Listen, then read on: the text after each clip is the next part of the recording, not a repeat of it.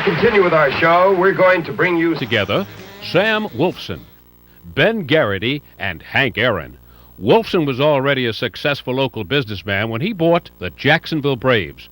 Wolfson hired the well-respected but controversial manager Ben Garrity to lead the team. For the next 4 years that Wolfson owned the team, the Jacksonville Braves won 3 pennants. Those far-sighted sportsmen had the vision in 1953 to sign on 19-year-old rookie Hank Aaron to play ball here.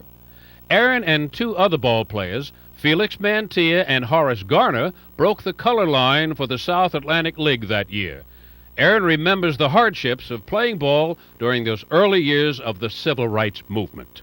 When we went into a city, the bus quite naturally would pull over and carry the white players to the hotel, the convenience of the hotel, and then they would carry us to either a private home or to YMCA, someplace where we would be in the black section of the city.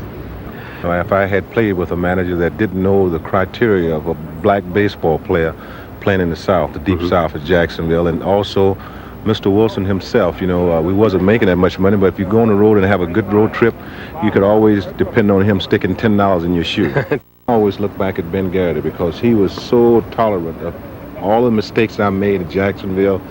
And used to sit down with us, myself, Felix Mantilla, and Horace Garner, when we couldn't stay in the same hotel with white players. He used to come over and talk with us a lot. Well, Ben was a great, and God took him a little too early.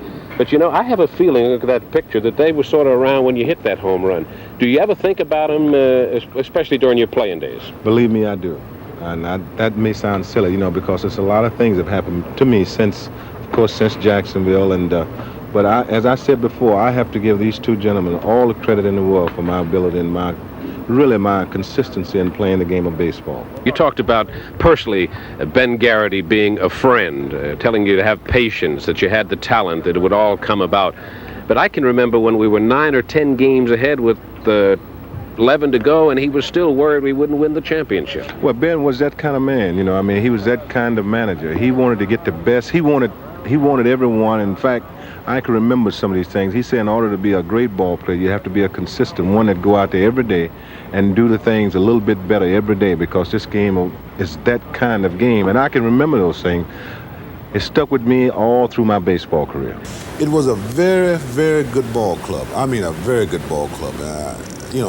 I think 7 or 8 or 9 of us off that ball club eventually went to the big league. I know your baseball accomplishments, and I know what you've done, and your children are happy. Are you happy in life? Things are going well for you, I trust. Well, I think they are, Dick. Of course, you always want them to be a little better, but I feel like I've been well blessed. The